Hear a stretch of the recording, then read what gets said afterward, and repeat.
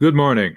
I hope everybody had a good weekend, and I apologize if this one gets a little disjointed or gets a bit noisy. The dishwasher is running as I'm recording this, and the neighbor's dog is about ready to get let out, and I'm sure there might be some barking and uh, the equivalent of dog wailing and weeping and gnashing of teeth. I apologize if those are distracting. I'll try to make this as coherent as I possibly can. One of the things I want to look at today is the term dichotomy. And I copied and pasted this definition from the interwebs. You can double check me if you want to. But basically, dichotomy is this literary technique. It divides a thing into two equal and contradictory parts, or between two opposing groups. They give you some examples in this definition: good and evil, body and soul, real and imaginary, savage and civilized, old and young. The idea of a dichotomy is that the two parts illustrate each other, that the old illustrates the young, for example, that hell illustrates heaven, that good illustrates evil. Okay? And so as we look at this term, I want to look at some of those dichotomies that seem inherent in the early part of Julius Caesar. First of all, one of the simplest things, I think, is a reminder that the reading of Shakespeare changes over time. And people come to Shakespeare with a lot of different bits of personal belief system about what it should be. There is tradition, and then there are academics who change tradition. So, one of the most famous lines is Et tu, Brute. And when I was in college back in the dark ages, right after the dinosaurs roamed the earth, the idea of that was, Shakespeare was hurt. And it was you too, Brutus. How terrible is this? However, shortly after I graduated, this guy named James Russell comes up with the idea that Et tu, Brute might have been more of the lines of see you in hell, punk. There's the reality. I don't know what the reality is. I don't know which one Shakespeare meant. I don't know which one Caesar meant if he actually uttered those words. The point is that appearance and tradition might come into conflict with what really happened. That can be a dichotomy as well. What appears to be versus what really happened. There's also little hidden bits of a dichotomy between the Christian world Shakespeare wrote in and the pagan world that Julius Caesar set in. In 2 Corinthians 12, there's the line, my grace is sufficient for you, my power is made perfect from weakness. When I am weak, then I am strong. That's a biblical passage. Shakespeare seems to have taken that passage and had Cassius utter the line, ye gods, ye make the weak most strong. The dichotomy between weakness and strength is part of the Christian tradition. I don't know if it was part of the Greco-Roman tradition or not, but certainly there's this dichotomy between the Christian and the pagan that runs through bits and pieces of this play. And this is one of the, I think, more subtle ways that one can see it placed in there. And this one in particular, quoting the Bible or almost quoting the Bible, is, I think, one way that's highlighted. Portia is full of dichotomies. And from Act 2, Scene 1, and the lines I think are all there, she begins with I charm. Okay? That's an invocation of the supernatural. All right? That's something that a witch would do. That's something that a sorceress would do. However, the next line, by my once commended beauty, is this idea of a pretty natural thing. She was once considered beautiful. She's gotten older. She no longer considers herself beautiful. She also has an emotional appeal, your vows of love. She has this legal appeal, the great vow that did incorporate and make us two and make us one. Okay. And there's this appeal to this idea of honor. That was a great vow. You made this great vow. Please honor this great vow. There are little dichotomies. There's also a dichotomy that I think happens a lot in Shakespeare. We'll talk about it a lot more in Othello, that a lot of Shakespeare's characters fall into two categories: harlot and wife. The only times they seem to fall out of that category are when they are cross-dressing as men, and we'll hit on that as we get to the um, comedies. And I may be overselling that last point just a little bit, but I do think it's one of the things we need to consider. And then Portia in Act 2, Scene 4, starts this male versus female dichotomy: a man's mind, but a woman's might. And so inside Portia is this idea of being both male and female. And I think we need to take a look at that a little bit longer, because Shakespeare, I think, really sets that up. First of all, in Act 2, she says, "I grant I am woman." And she says that two times, line 292 and 294. As I've said earlier, she says she has a man's mind, but a woman's might. And then she talks about this idea of how weak a thing the heart of woman is. She is talking about women as being weak. Okay, she doesn't have a man's might, she has a woman's might. At the same time, she claims to be stronger than the average woman. But she does that by defining herself with her relationship to men. She grants that she is a woman, but a woman that Lord Brutus took to wife. Therefore, she is better than the average woman. She grants that she is a woman, but a woman who is well reputed Cato's daughter. Therefore, because of the men, because she was so fathered and so husbanded, because of the men, she is stronger than the average woman. Even if she has only a woman's might, she has the man's mind. That makes her stronger than the average woman. The weakness of the woman's heart is holding her back, but she does have more strength. And so Portia is trying to overcome this dichotomy, even while she expresses it as a thing that holds her back. I hope this is making sense as you're watching this. If not, please let me know and I'll try to explain it more in class next time you're there. And again, as she is trying to act as a male, I have this man's mind. I have made strong proof of my constancy, of my ability to keep my mouth shut. I'm not a gossip like every other woman. And I can handle pain. Look, here's this wound I've given myself. I have scratched, I have clawed, I have stabbed, whatever it is I have done. Here is this wound on my thigh. I can handle pain. Just like a man, I can handle pain. And so Portia is dealing with this male-female dichotomy. And remember, all of the rest of Shakespeare's characters, when they talk about women, they talk about them in a derogatory sense. Portia is in that world, and yet she is trying to go beyond that world. She is trying to move a step beyond by showing that she can embody these male characteristics.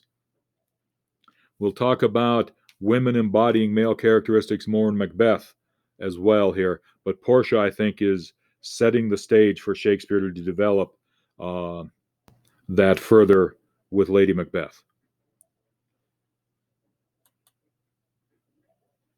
Caesar also, I think, expresses a dichotomy.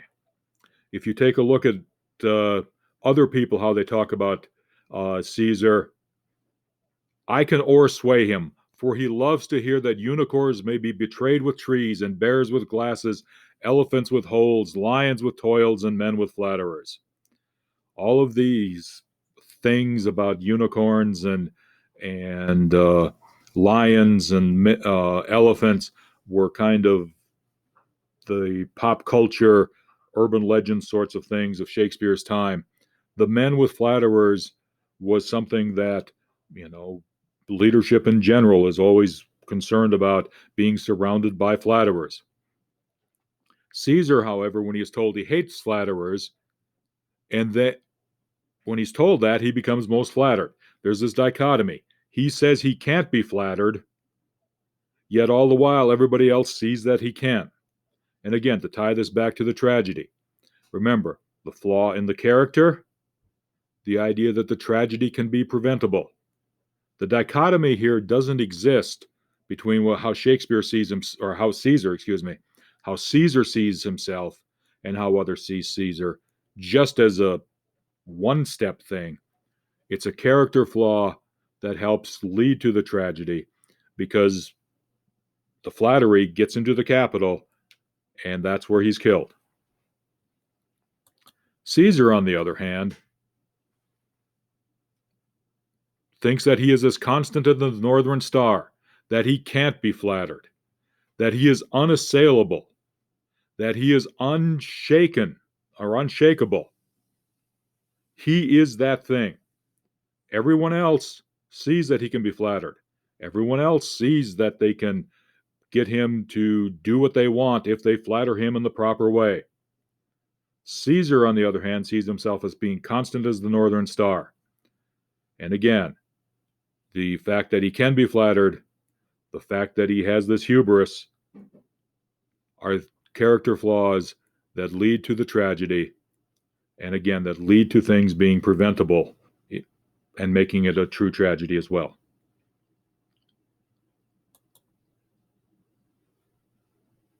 Moving on, I think there are some times where we have a look at the play and then we have a look at the world outside the play. Okay?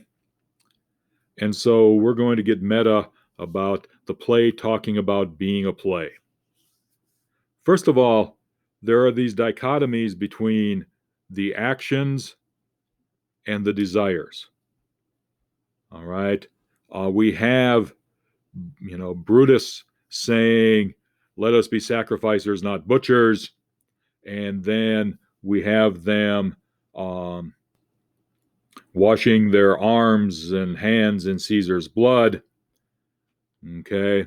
And in the spirit of men, there is no blood, but we're going to not worship, but, make a big deal out of the blood. We're going to carve him as a dish fit for the gods, not hew him as a carcass fit for the hounds. Again, there's this dichotomy about sacrifice versus butchery, dishes that are fit for the gods versus the leftovers that are fit for the dogs.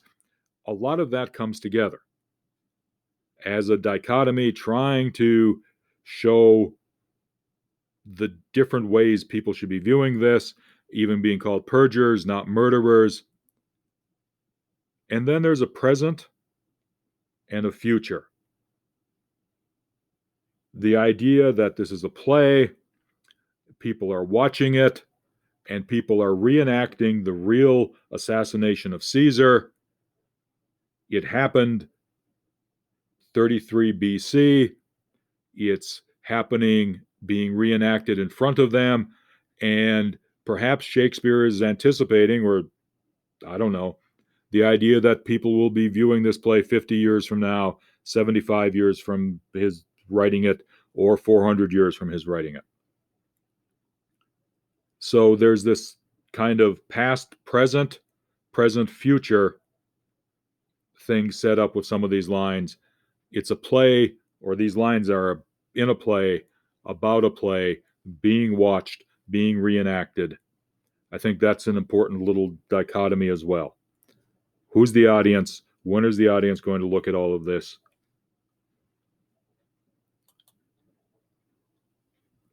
Finally, I want to talk about the idea of the supernatural and the assassination. All right. When beggars die, there are no comets seen. The heaven themselves blaze forth the death of princes. If we take a look at this, we have all sorts of terrible things. A tempest is dropping fire. There's civil strife in heaven. The world is too saucy with the gods. Please remember that one of the things that was a sign of hubris is the hero being too saucy with the gods. In this case, it's not the hero being too saucy with the gods or the title character Julius Caesar being too saucy with the gods. In this case, it's the conspirators who are apparently, violating the idea of divine right, that Caesar should be the one who can become this god. And then we have this common slave. We have a lion walking around. We have men walking in fire up and down the streets. All of these supernatural signs that the assassination is creating civil strife in heaven. It is going to cause the world to come to a calamitous end. This is a big chunk of what Shakespeare is trying to show here. The idea, this is a political document as well. The idea that killing the king, I remember there was the gunpowder plot, there were all sorts of problems in Shakespeare's time, political strife against the ruling class. I think Shakespeare is trying to make this statement here because remember, it was the ruling class that were his patrons, they were paying his bills. He's trying to make statements here that this rebellion, that these assassinations or attempted assassinations are all things that, are wrong and they violate the laws of God and the laws of nature. And I think he's using Julius Caesar in part to show that.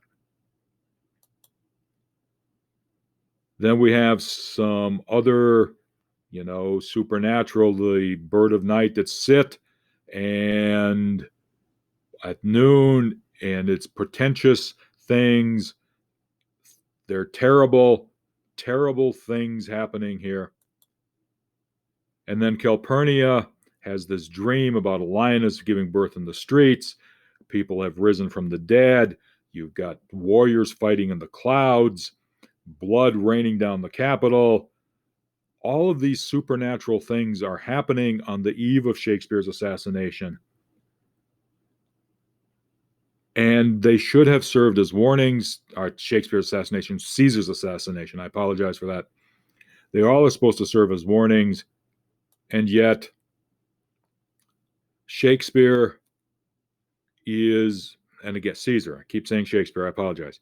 Caesar is seemingly immune to all of that. Remember that tragedy is about hubris. Many, many times. Most of the ancient Greek tragedies were all about hubris.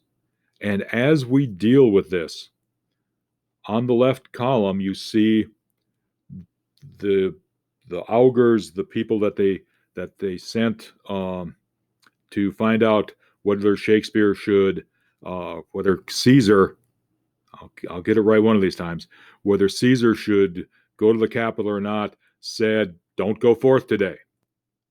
The gods do this in shame of cowardice. Caesar is going to go forth. Caesar is more dangerous than danger. If there's anything that defies hubris, it's the idea that Caesar is more dangerous than danger. If there's anything that defines hubris, it's doing something that the gods say you should not do.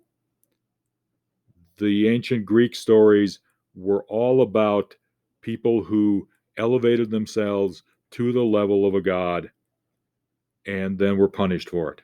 They were brought down for it. And in Caesar's case, he is saying, the gods are cowardly. I'm more dangerous than danger. I am going to go. The second part of this is this idea of the flattery. Remember, the dream, as Calpurnia saw it, was going to keep Caesar at home. They come in and they flatter Caesar, and then Caesar goes to the Capitol. So both hubris and being susceptible to flattery tie us up into this tragedy. And again, let's go back. Caesar's view of his reality versus the reality of who he is a dichotomy that sets up these other character flaws that lead to the tragedy. Daily writing. This is a line that Caesar says, just respond to it, 1 or 2 paragraphs. Cowards die many times before their deaths. The valiant never taste of death but once. Just give me a response. What do you think about it? You can analyze it as far as the poetry in it. You can analyze it as any other literary device. You can analyze it how it hits you emotionally. You can analyze it as how it develops the character. Just give me a reaction to this quotation. Okay? If there's any questions, please let me know. And hope you have a good day. And we'll hopefully see people in class on Wednesday. Oh, I'm sorry, I got 2 more things to go here. With that quotation, there's a quotation connection. One of the lines from Antony's speech is the evil that men do. And that line has become a novel by R. Lance Hill. That novel became a Charles Bronson movie in the 1980s. There's another novel, The Evil Men Do. Same sort of line. And then there's this look at serial killers, The Evil That Men Do. One of the things that's in your book has a list of famous quotations from Caesar. This has I'm just trying to give you a couple spots where the quotations have been used. The Evil That Men Do has been the title of books and movies. The unkindest cut of all has been used to talk about in a 2019 wrestling match. This kid was forced to kind of shave his head, even though the ref, I think, was stepping out of line here. But the title, The Unkindest Cut of All, becomes part of the title of the article. Shakespeare is used all over the place as far as titles of newspaper articles, titles of books, titles, whatever. I'll try to pick some of those out and do this almost every play we do. This one in particular just struck me as kind of an interesting way to use the quotation, and the titles of books struck me as an interesting way to use the quotation. And then finally, sometimes the plot details and the characters' names tie together. All right. Sin of the Poet gets torn apart here. And if you watch the Hunger Games or read the books, the series, The Hunger Games, Cinna, the stylist, also gets killed by a mob. And the name, I think, is a carryover. And I think the action is a carryover. You know, trying to get people to think about what happens to Julius Caesar. Okay, now I hope you all have a good day, and I hope to see you in class on Wednesday.